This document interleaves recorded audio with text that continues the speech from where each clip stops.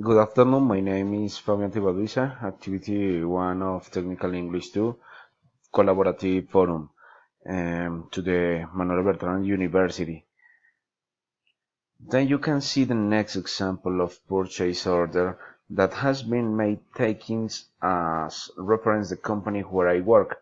The company where I work is Teleperformance Colombia, and the purchase order is Teleperformance Employees Fund. For example, purchase order number 123.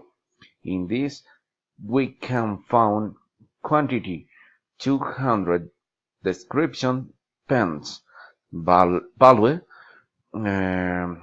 200,000 weights.